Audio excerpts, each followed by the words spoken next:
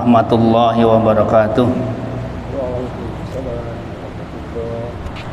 Innal hamdalillah nahmaduhu wa nasta'inuhu wa nastaghfiruhu wa natubu ilaihi wa na'udzu billahi min shururi anfusina wa sayyiati a'malina may yahdihillahu fala mudhillalah wa may yudlilhu fala hadiyalah. Asyhadu an la ilaha illallah wa asyhadu anna Muhammadar Rasulullah. Allahumma shalli ala Rasulillah wa ala alihi wa ashabihi wa mawalah. Amma ba'du fa ya ibadallah, usikum wa iyaya bi taqwallah faqad fazal muttaqun. Para bapak dan ibu, akan kita lanjutkan materi tentang al-kabair. Di Sabtu yang lalu sudah kita sampaikan al-kabiratul asyirah, dosa besar yang ke-10, yaitu az-zina. Hari ini akan kita sampaikan al-kabiratul hadiyata asyrah, dosa besar yang ke-11, yaitu al-liwat. Al-liwat itu bisa diartikan sodomi, bisa diartikan homoseks dan lain-lain. Menyalurkan naluri atau nafsu atau syahwat seksual kepada yang tidak semestinya, ya, dengan yang tidak semestinya. Kenapa disebut al-liwat?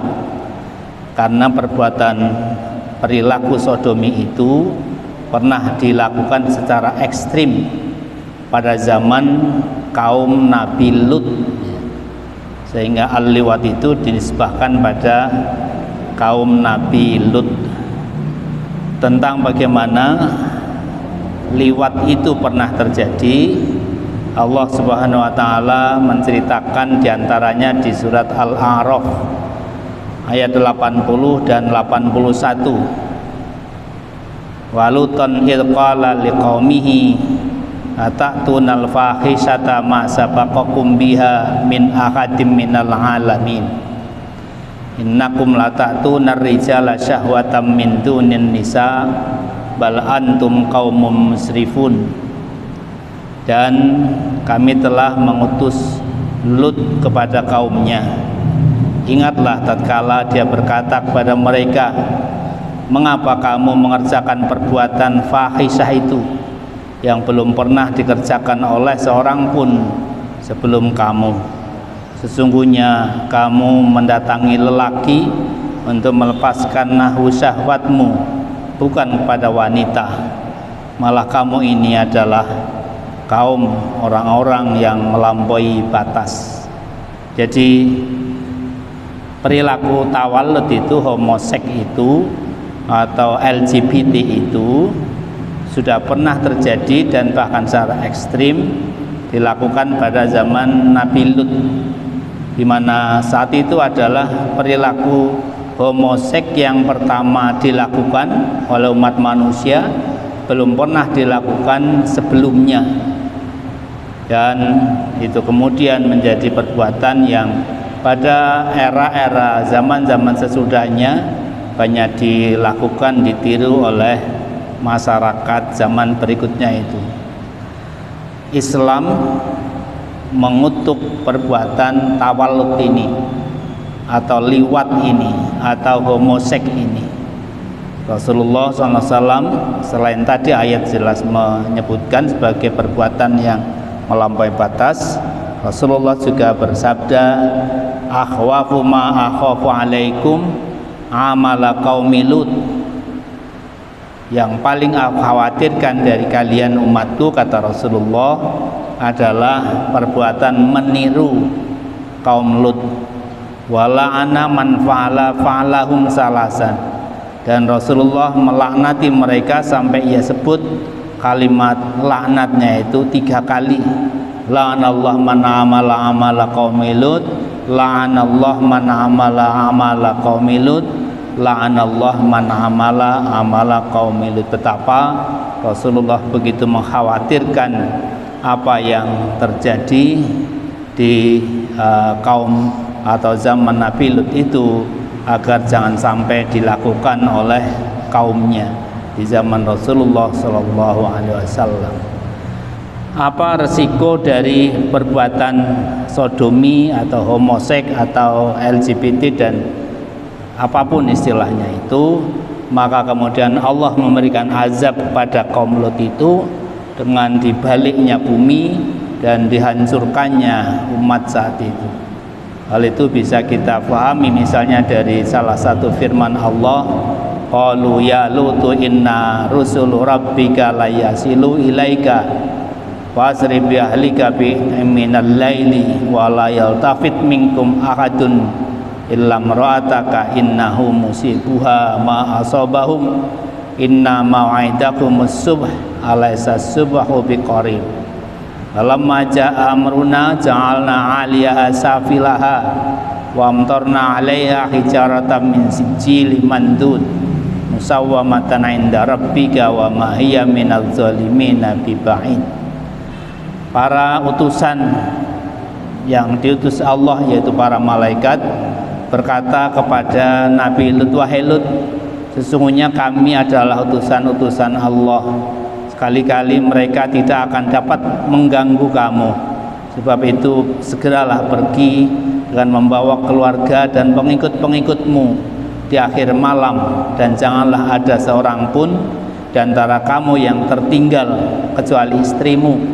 Sesungguhnya istrimu itu akan ditimpa azab seperti yang menimpa mereka, karena sesungguhnya saat jatuhnya azab kepada mereka adalah di waktu subuh. Bukankah subuh itu sudah dekat waktunya? Maka tatkala datang azab kami jadikan negeri kaum Nabi Lut itu yang di atas jadi di bawah, dan kami hujani mereka dengan batu-batu dari tanah yang terbakar dengan bertubi-tubi, yang diberi tanda oleh Tuhan, dan siksaan itu dia adalah jauh dari orang-orang yang zalim. Itu siksa yang Allah spontan turunkan pada kaum Lut, yaitu bumi dibalik dan kemudian batu-batu perjatuhan menimpa mereka, kecuali kaum Lut yang memang taat pada beliau, yang iman pada beliau, yang mengikuti ajaran Allah yang diajarkan oleh nabinya Nabi Lut alaihissalam. Tetapi banyak di antara mereka yang tidak mengikutinya, dan bahkan salah satu keluarga Nabi Lut sendiri juga termasuk orang-orang yang tidak mengikuti Nabi Lut, yaitu istri Nabi Lut, dan dia ikut disiksa, dapatkan azab dari Allah seperti orang-orang lain yang membangkang pada Nabi Lut itu. Para bapak yang saya hormati, para ibu yang saya hormati, para ulama kemudian melakukan pemahaman, ya, istimbat terhadap ayat ini, terhadap cerita ini, mengenai hukum yang harus ditimpakan kepada orang-orang zamannya, zaman kita termasuk, yang kemudian meniru apa yang dilakukan oleh kaum Nabi. Apa hukumannya? Maka mereka, para ulama, sepakat bahwa hukuman bagi orang yang melakukan perbuatan seperti perbuatannya kaum Lut, apa disebut sodomi, apa disebut homoseks atau apapun, itu hukumannya adalah dibunuh, adalah hukuman mati. Tentu bagi mereka yang memang mengetahui ketentuan itu dan mukallaf. Bagi kurban, bagi anak-anak misalnya, atau orang yang tidak tahu, yang hanya jadi kurban, tentu tidak berlaku ketentuan itu. Yang berlaku adalah ketika dua pelaku sama-sama tahu dan sama-sama punya keinginan, itu dua-duanya harus dibunuh ketentuannya. Tetapi seperti yang kemarin kita sampaikan terkait hudud zina, juga tentunya yang melakukan memberikan sanksi hukuman pada orang yang melakukan kesalahan seperti zina dan ini juga haruslah pemerintah, bukan sembarang kita, bukan sembarang orang yang bisa memberikan sanksi seperti itu. Kalau pemerintah hanya memberlakukan hukuman kepada yang melakukan LGBT, kemudian sodomi dan macam-macam itu sesuai dengan ketentuan ini, maka hukumannya tentunya adalah harus dibunuh, tentunya sampai meninggal. Bahkan Abu Hanifah itu lebih kejam lagi ya, lebih ngeri lagi. Menurut Abu Hanifah, pendapatnya bahwa sanksi hukuman bagi orang yang melakukan sodomi, LGBT dan sejenisnya itu dibunuh dengan cara dijatuhkan dari tempat ketinggian, sehingga matinya itu boleh dibilang ya mati mengenaskan sambil dilempari. Itu dalam rangka tentu memberikan efek jera kepada orang-orang yang belum melakukannya, pada orang-orang yang lain yang melihatnya. Kenapa begitu? Begitu kejam hukuman bagi orang yang melakukan liwat ini atau sodomi ini atau LGBT ini, karena memang kejahatan atau fahisyah yang berbentuk liwat itu lebih merusak tatanan masyarakat justru dibanding zina sekalipun. Kalau zina, orang ketika akan atau sedang atau sudah melakukan itu mudah ditengarai, mudah diketahui yang lain, karena pasti lawan jenis. Kalau zina ya, laki-laki perempuan, bukan suami istri, bukan apa-apanya misalnya. Tapi kalau liwat ya, kalau sodomi itu orang tidak ngira dua sahabat akrab tiba-tiba adalah pasangan sodomi, pasangan LGBT, anak buah sama pimpinannya atau sama bosnya dikira bukan apa-apa, akrab sekali, ternyata dia pasangan sodomi gitu. Atau bahkan santri dengan gurunya, ustadznya begitu akrab, ternyata adalah pasangan sodomi. Atau bahkan sopir dengan bosnya tak diketahui begitu akrab, ternyata itu LGBT. Sehingga orang sulit mendeteksi, menengarahi bahwa itu terjadi fahisyah di situ.